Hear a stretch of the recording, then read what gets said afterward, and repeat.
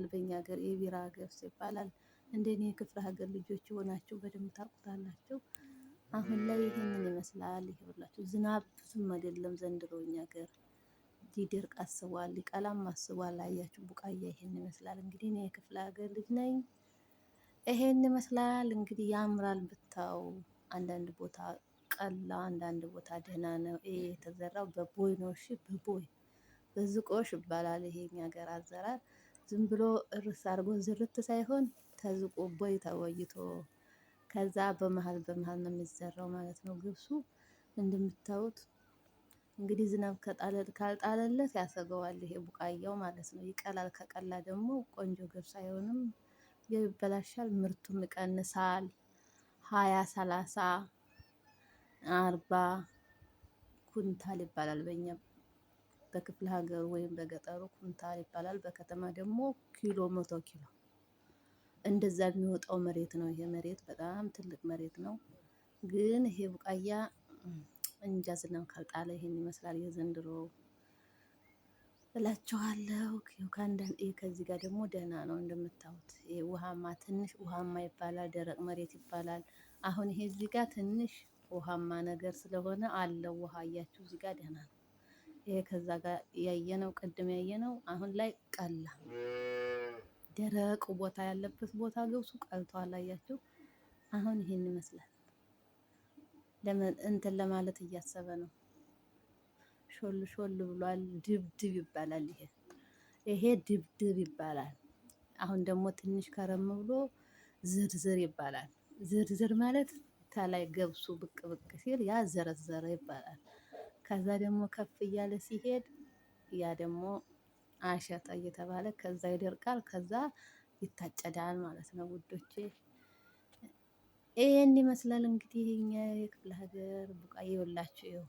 አያችሁት? አሁን እዚህ ጋር ቀላ ሊጠፋም እያሰበ ነው። ሳር በገብሱ ደበቀና ሳር ወጣ ማለት ነው። እንደምታዩት እዚህ ጋር ይኸውና ገብሱን ደብቆ ሳር ነው የወጣው ማለት ነው ውዶቼ።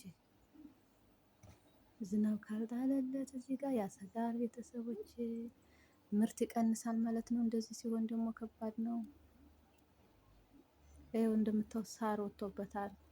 እና እንደኔ ክፍለ ሀገር የሆናችሁ ምን ትዝ አላችሁ? አሁን ሀገራችሁ በተለይ እኛ መዳም ቤት የምንሰራ እህቶቼ ምን ታዘባችሁ? ምን ታያችሁ? አገራችሁ እንደኔ ክፍለ ሀገር የሆናችሁ ነው። ታዲያ አገራችሁ ትዝ አላላችሁም?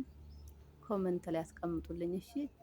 ሀገሬ ናፈቀኝ፣ ሀገሬ ነው። ምንድን ነው እናንተ ጋር ቆላ? አሁን እኛ እንትን ነው የሚባለው ወይና ደጋ ነው የሚባለው። ብርድ ቀዝቃዛ ስለሆነ የምመረተው ገብስ፣ ባቄላ፣ አተር፣ ስንዴና ተልባ፣ ምስርም ይሆናል። እንደገና ደግሞ በአመት 2 ብላጊ የሚባለው ብላጊ ሲበልግ ማለት ነው። ማለት ጥር ላይ እና የካቲት ላይ ዝናብ ከጣለ መረሬ ላይ እንትን ይዘራል። አምኜ ይባላል ጥቁር ስንዴ እሱ ይዘራል። እንደገና አብሽ፣ ጓያ እነዚህ ይዘራሉ በብላጊ ወቅት ማለት ነው። እና እኛ ሀገር የሚመረተው ይሄ ነው። በቆሎ፣ ማሽላ አይሆንም እኛ ጋር ይሄ አይሆንም። ይሄ ትንሽ ሞቃታ ሆነበት ሀገር ቆላ ምናምን ነው ይሄ የሚሆነው። የኛ ሀገር ብርድ ነው፣ በጣም ብርድ ነው፣ ቀዝቃዛ ነው። እንትኑ ራሱ ባቄላው ራሱ ይከብደዋል።